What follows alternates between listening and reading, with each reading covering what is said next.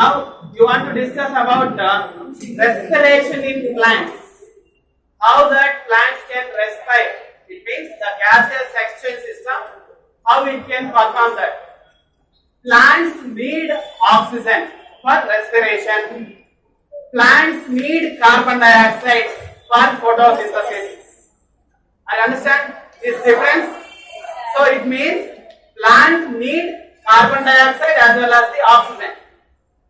And also, if the plant cells perform respiration, it can liberate carbon dioxide. It can liberate carbon dioxide.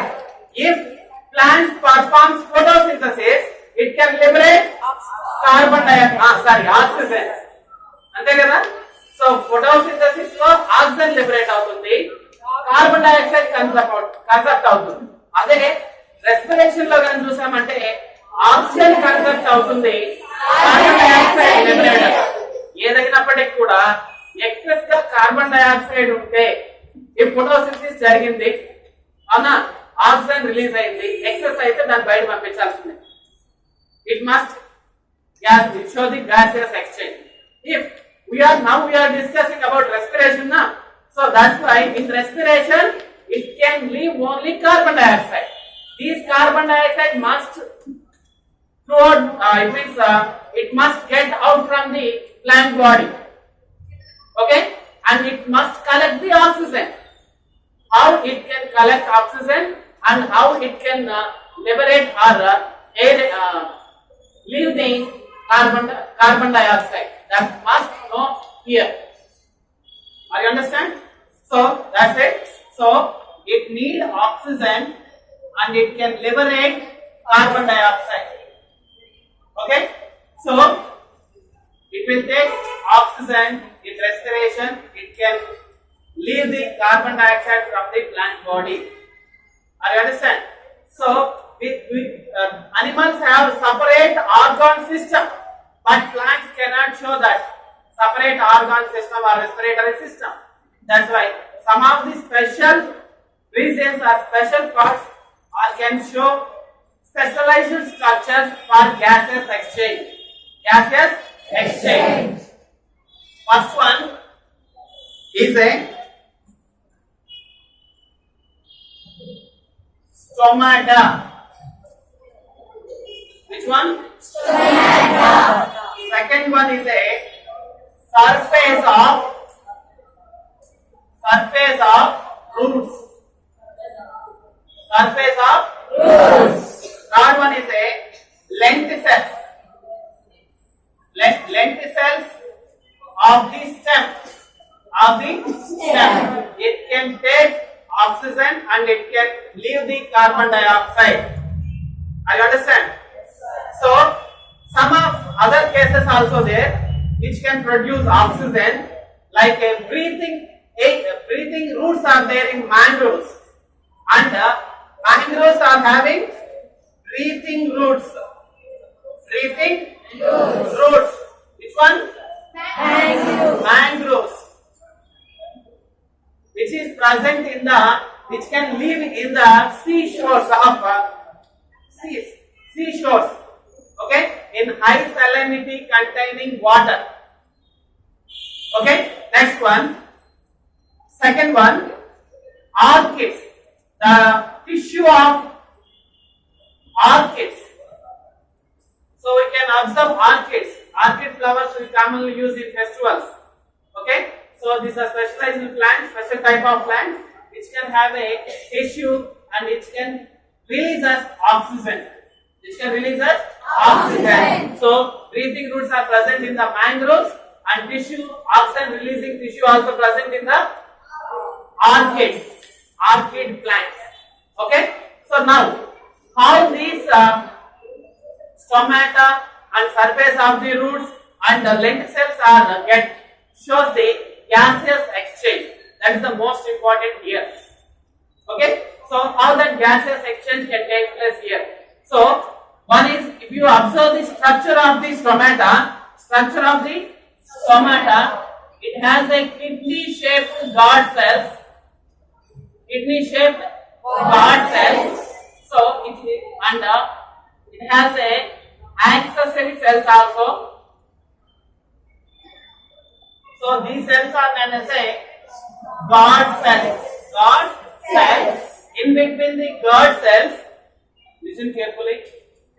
In between the guard cells, a pore is there. This is known as a stomata. We already observed in leaves, tears of leaves. Yes, You just recall it. Yes, sir. Okay? It means you remember that you can observe the stomata in this like structure. So it means the contraction and relaxation of the guard cells, the opening and closing and opening of the stomata allows the gaseous exchange. Gaseous exchange. I will later tell that how that gases will be transferred to the each cell of the tissue. Okay, each cell of the plant body. Next one, surface of roots. Roots are present in soil. Depth of the soil. The soil particles contains gas.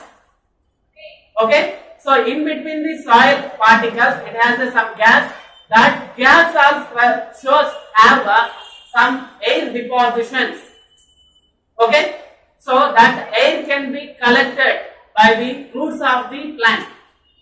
Okay, in another case, lenticels of the stem. On this, some of the plants, or some plants can have ruptured tissue on the surface of stem. Some of the plants have ruptured openings of the stem. It means if it is a stem, somewhere on the stem we can observe openings. The inner part of the tissue comes out, like it can show like a burst-like condition. So it means it looks like a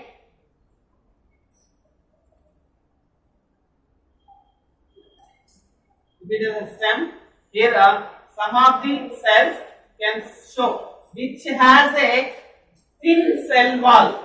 Thin cell wall. That if that the condition is present in that cells, that can show the gaseous exchange condition. Thin lining of cell wall is present in these cells of the stem. Cells of the stem. These are known as a lenticels. These are known as a lenticels.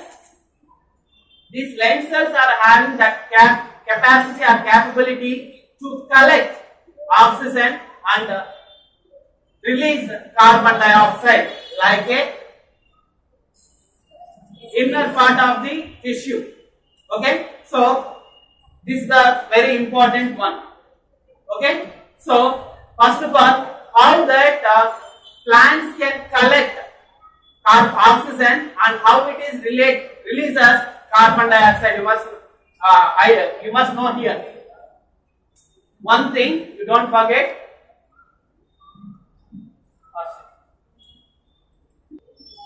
Now, conduction of gases within the plant. How the gases will be transferred. So, if you see, you already know about the structure of leaf. Okay, so if you observe the lower epidermis consists of stomata. Okay, above the stomata we can observe spongy tissue. This spongy tissue can possess air spaces or air chambers in it. Air chambers. So these air chambers have a lining, water lining. So it has a water lining in the cells of the air chamber.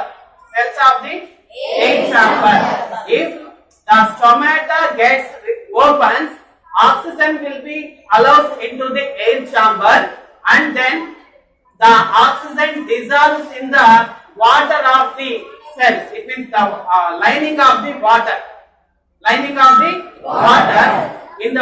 And then it will move towards into the cells through the cell wall and cell membrane in the process of diffusion. The process of diffusion. So it means this air stomata open. If it is open, oxygen occupies the air chamber. Occupies the air chamber. It moves towards air chamber. Air chamber cells are containing a lining of water. So it dissolves in the water lining. Water lining dissolves. Oxygen dissolves in water lining, and then it moves towards cytoplasm of cell. Are you understand? With cell wall and cell membrane. In the process of diffusion. Are you understand? Yes, sir. So the concentration gradient plays main key role here. Then if it moves into the cell, after that the cells can perform respiration. It can leave carbon dioxide and it will come from the cell cytoplasm to water lining to air chambers to flow. Okay, stomata to outer environment. Are you understand? Observe once again carefully. So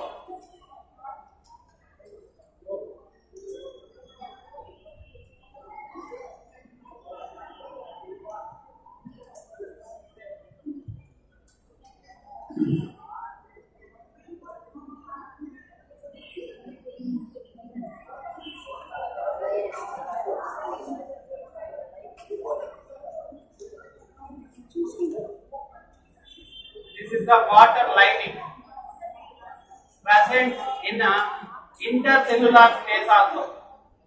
Okay, that is plays a key role to absorb the oxygen and releasing the carbon dioxide. I understand. So don't forget this most important one. This is the conduction of gases within the plant body. So one cell to another cell in the process, diffusion process, it moves along with the plant body. The gases moves in the plant body in the process of diffusion. Okay, there is a concentration gradient plays main key role.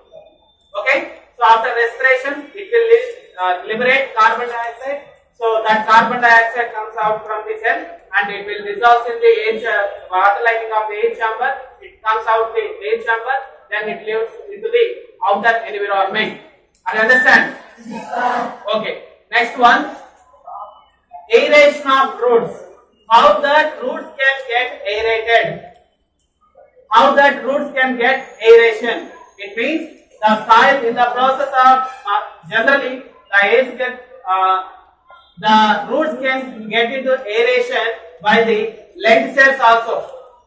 Okay, and the space present in the soil particles has a gases. That gases also gets penetrate into the roots.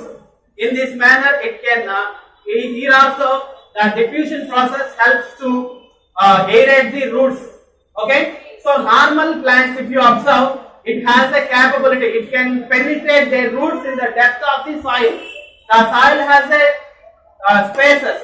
The particle shows a small air spaces. That air will be collected by the roots. I understand.